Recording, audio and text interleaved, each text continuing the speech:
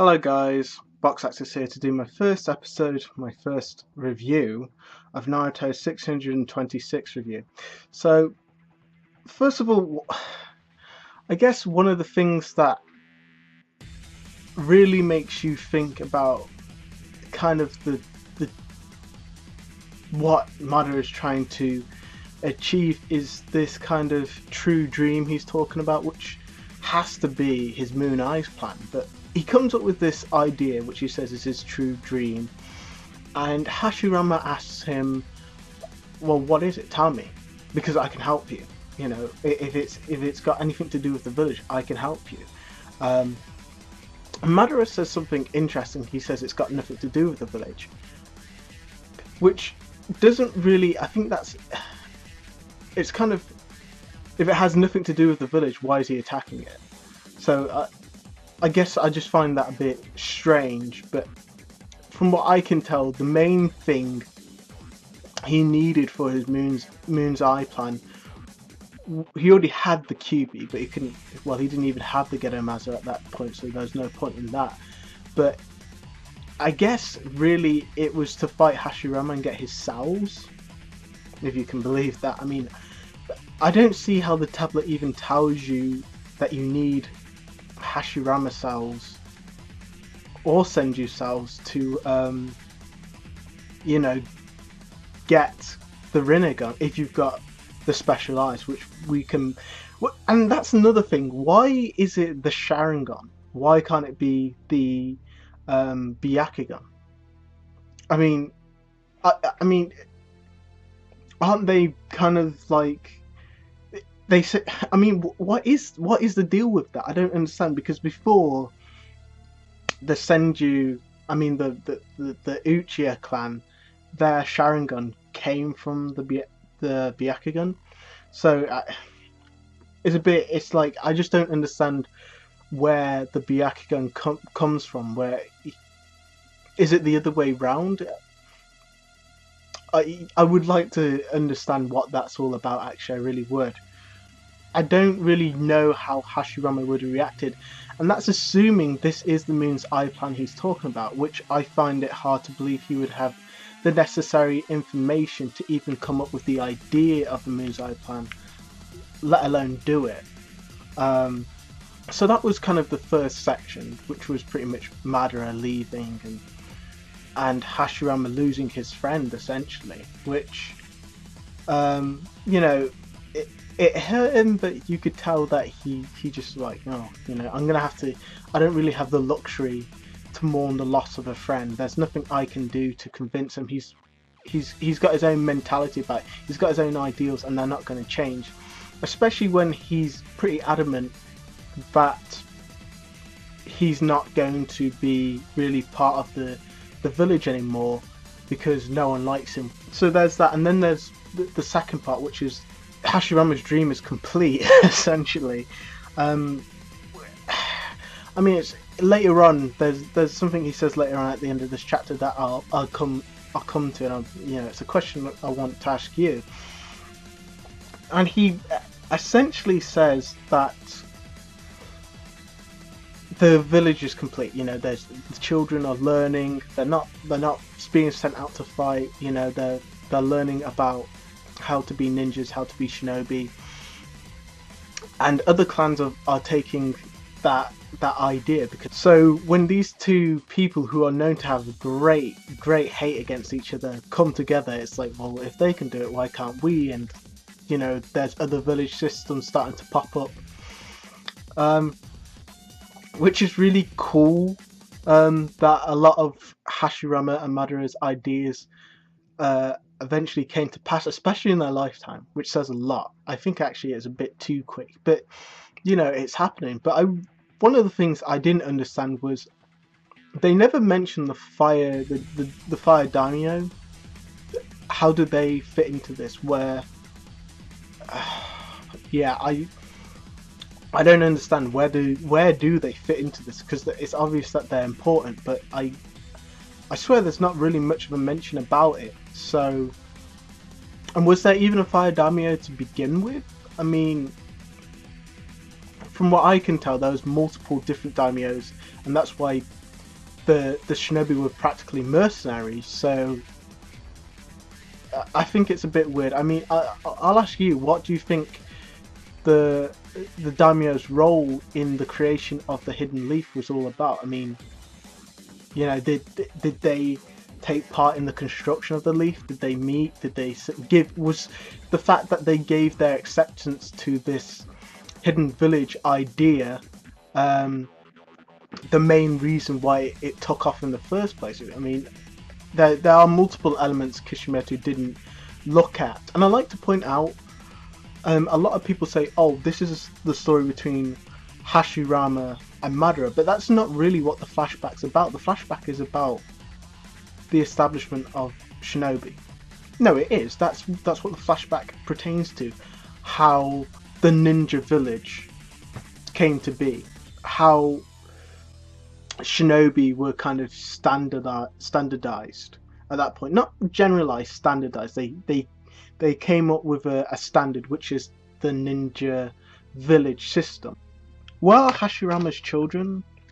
Where are Madara's children? I mean, didn't these guys think to have any? What was the...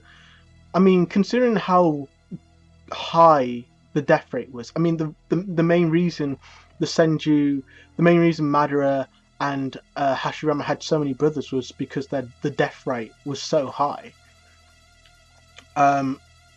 Next we go on to pretty much we move forward, or do we move? Yeah, we move forward into the flashback, which is the Valley of the End, essentially, and the creation of the Valley of the End and the battle. And basically what happens is Madara pretty much loses control of the Kyuubi, one of the main forces that was helping him compare to Hashirama, because his Susanoo's armor was broken, which allowed Hashirama to touch the Kyuubi. And if you remember, Yamato has this ability to subjugate Naruto's Kyuubi power, which is interesting because the last time I recalled it, didn't he need a necklace to do that? Well, I guess it's Hashirama. I guess he's the original, so he doesn't need a necklace, but I still kind of found it weird. So, puts the Kyuubi to sleep. And I don't mean like killed, he just knocks him out somehow. I don't really know what that's about, but he does it anyway. And then the two pretty much have this kind of big confrontation in the crater, and basically they fight in the Valley of the End. And what happens is, yeah, the Valley of the End, I'll get to that in a sec. What happens is Madara strikes Hashirama. Hashirama falls, he's been hit, and Madara's like, you lost, bitch. And then Hashirama stabs him in the back and he goes, nope. Madara hit a wood clone, and Madara falls to the ground, and he pretty much says this, which I find really interesting. He says, your dream will eventually lead you into darkness. I don't know where he's getting this idea that it will, because apart from Tobirama, no, I mean, the thing is, I think what he's saying is that your dream is just a dream, and the people you step over are going to come back to bite you in your ass. So, and I guess later on it's more of the Uchiha, but saying that the Uchiha, a lot of that was Madara's own fault, because no, actually it was Obito's fault, and does Madara even know about that? But Obito pretty much goes for the Kyuubi, and they blame the Uchiha because only the Uchiha can take control of the Kyuubi through their eye technique, and basically that results in the Uchiha getting really like shitted on, and they're like, we're not taking this. They're about to start a coup, and then the whole thing with Itachi and Obito, and that's what happens. That was the darkness. But yeah, it was kind of Obito's fault. It wasn't really Hashirama's system. In fact, Obito died. Well, Obito turned away because of Madara, not because of Hashirama. So at the end of this fight, which is interesting, which I think is really important as to how Madara survived the fight, is Hashirama's like, he's looking at his dead friend. He senses something. He looks up and he doesn't see anything there. And I think he's just about to say, all right, I'm going to go investigate. And then the fatigue of the battle and hits him and he falls to the ground and he's like, he just completely forgets about it. And he's just like, you know what? Tomorrow's another day.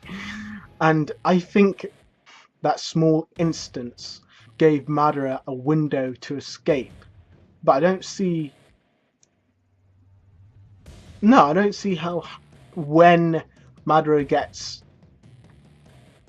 Hashirama's DNA, or enough of it, in fact. And there's one point I'm going to bring up at the end of this video about Hashirama that I don't fully understand. We finish the flashback now.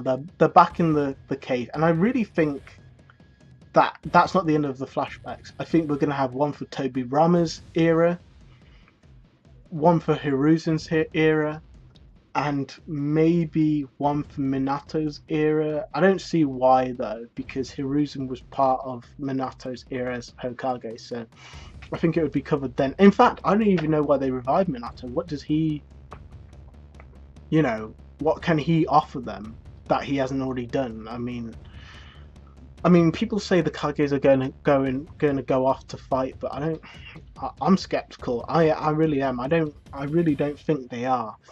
They might, but I don't see why. And I don't see why Sasuke would. I mean, I must admit there is this kind of it beggars belief that the Uchiha keep losing to the Senju. I mean, you have to think about it for a second. The Sharingan.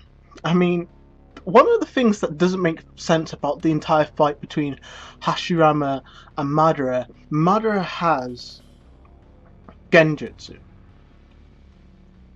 If you look him in the eye, he can't copy Hashirama's techniques, so okay.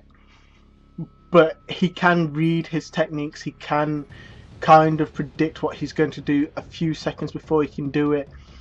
And most importantly, he can throw him into a Genjutsu.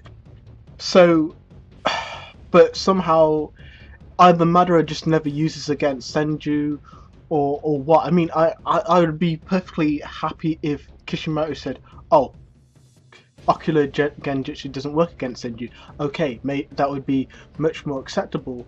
But, and what's even worse about it is the fact that there seemingly are no more Senju. So what happened? What happened to the Senju? I hope that's covered with Tobirama, if we do get the flashbacks with Tobirama and Hiruzen and maybe Minato. But one of the things that I found weird about this flashback, I mean, it's another video, but where are the females? I mean, you'd think if you're sending your children out and they're getting killed, the mothers would be the most kind of like sensitive towards this. They would be the best people Hashirama could go to about his desires to create this ninja village. And that's another problem. Why did no one say to Hashirama on the Senju side, hey Hashirama, I don't want to be friends with the Uchiha. They're dicks. You know, they killed my brother. They killed my sister. They raped my mother. I mean, like, none of that. And the biggest question that I'm going to ask you, that I'm considering, is what is Hashirama's idea of peace? Because he says that he wants to make a village of peace, but I'm like, are you serious right now? You're training your children to be ninja. I mean, does anyone remember the Chunin exam? Throughout the entire exam, the instructors are saying, look, you're tools, right? You're going to go out and you're going to kill people. That's your only purpose in life, to go out, complete missions, and kill people. I mean, anything above a B rank is, if it's not a protection mission, it's usually an assassination mission. So, I mean, they're being trained to be killers anyway. I mean, the Chunin exam itself, a lot of the Chunin members, the Genin, who participate, die. So it's like, well, what happened. Um, I personally think the peace thing for Hashirama would have been too idealistic. I mean, they're trained, like I said before, they're trained to be. They have a specific skill set, which is to be ninjas, to be killers. Um, so when they're, you know, when their entire life is based around this trade, and you take it away, what do they have left? So I don't think it was possible. And the Tsuchikage says it himself. You know, if you lower arms, you leave yourself vulnerable. Yes, it's less money, but you leave yourself vulnerable to other clans who aren't laying down their arms to be invaded. So maybe some of that will be covered in Tobirama's flashback. I really do think that there will be other flashbacks. Otherwise, I think it's just a waste of time reviving the other Kages. I really do. I think we might jump back to Naruto and the other guys, and then we might jump back to Tobirama's flashback. But who knows? So, what do I give this chapter? I give this chapter blue balls out of 10, because that's how I felt about it. Because he just, I mean, that's how you could rate this entire flashback, because he starts off a lot of themes. He starts off a lot of political stuff, a lot of relationships, interpersonal clan relationships, but he never jumps into them. He mentions them, but he never jumps into them. He's really rushing in, and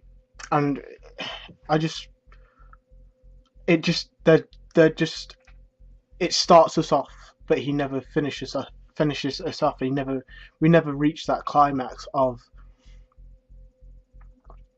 like, okay, this is the value of this relationship, of this diplomacy, of the senju, of the uchiha. There's just not enough. So yeah, maybe that will be revealed later on. I gotta admit, I doubt it. I really doubt it, in fact. So guys, I'm gonna go out and get out. I'll see you later with the next chapter review. Probably coming out sometime tomorrow, if not today. And I hope to get some more done this week, a lot more this week, and probably get a discussion video out. I hope you ask some questions as well. And I hope you answer some of the questions I've asked you, because I know how it can be. One reviewer is like everyone else. They've got one mind, they've got one thought, but I'm not blind to other alternatives. So if you can tell me what you thought, what alternatives you think there are, it could be really enlightening. See you later guys, until next time, Vox Actus out.